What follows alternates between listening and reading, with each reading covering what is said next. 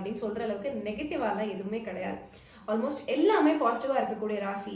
நிறைய விஷயங்கள் only positive தான் இவங்களுக்கு இருக்கு அப்படின்னு சொல்லணும் அப்படின்னா அதுல ரிஷப ராசி ஒரு முக்கியமான ராசியா தான் இந்த வருடம் இருக்கு. ரிஷபத்தை பொறுத்தவரை இப்போ 2ஆம் இடத்துல இருக்கிறார் குரு. அதனால இப்போ நம்ம டிசம்பர்ல பார்த்துட்டு இருக்கோம். ஜூன் வரையுமே உங்களுக்கு குருபலம் நல்லா இருக்கு. ஸோ திருமணம் கைகூடாதவர்கள் ஜூனுக்கு முன்னாடி திருமணம் நிச்சயிக்கு மட்டுமாவது வைத்துக் கொள்வது என்பது மிக சிறப்பு.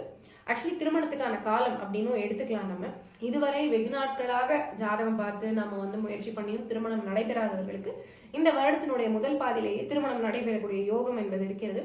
2ஆம் திருமணத்திற்காக பார்த்துட்டு இருக்கவங்களுக்கு நல்ல துணை, நல்ல வாழ்க்கை துணை அமையும். பெண்களாக இருந்தாலும் ஆண்களாக இருந்தாலும் தன்னை விட வயது குறைந்த, இப்போ பெண்களுக்கு நம்ம வயது மூத்த அப்படின்னு பார்ப்போம் பொதுவா, பட் தன்னை விட வயது குறைந்தவர்கள் வரனாக அமையக்கூடிய அமைப்பு அப்படிங்கிறதும் இந்த வருடம் உங்களுக்கு நடக்கக்கூடிய ஒரு விஷயம் இருக்கு. வருடத்தின் முதல் பாதியிலும் சரி 2ஆம் பாதியிலும் மறு திருமணம் செய்யக்கூடியவர்களுக்கும் இதுவரை பிரிந்திருந்த கணவன் மனைவி ஏதோ ஒரு காரணத்தினால ஏதோ ஒரு சிக்கல்கள்னால பிரிந்திருக்காங்க அப்படின்னா அதுவுமே இந்த வருடம் பாத்தீங்க அப்படின்னா உங்களுக்கு பாசிட்டிவா மாறி அவர்கள் மீண்டும் இணையக்கூடிய அமைப்பு அப்படிங்கிறது உங்களுக்கு நடக்குமாறு தான் நம்மளுடைய கிரகங்கள் நமக்கு ஹெல்ப்ஃபுல்லா இருக்கு. ஹெல்த் மட்டும் உங்களோடதும் சரி உங்களுடைய தாய் தந்தையரும் சரி. ஏன்னா 10ஆம் இடத்திற்கு ராகுனுடைய தொடர்பு ஏற்படுவது, 4ஆம் இடத்தில் கேது. இது தாயாரோட ஹெல்த், தன் சுகம் தாயாரோட சுகம் ரெண்டையுமே சற்று பாதிக்கக்கூடிய அமைப்பு தான். உங்களுக்குமே சனி பார்வை இருக்கிறதுனால லாபம் வரும், நல்ல பார்ட்னர்ஸ் கிடைப்பாங்க, தொழில் விருத்தி ஏற்படும். விவசாயிகளுக்கு நல்ல தொழில் விருத்தி.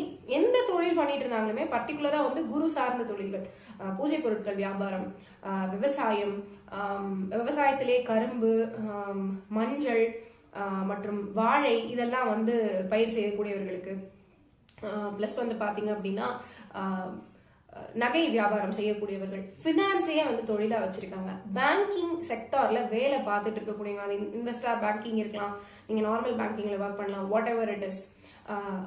படிப்பு சொல்லித்தரக்கூடிய தொழில இருக்காங்க, இன்ஸ்டிடியூஷன்ஸ் வச்சிருக்காங்க.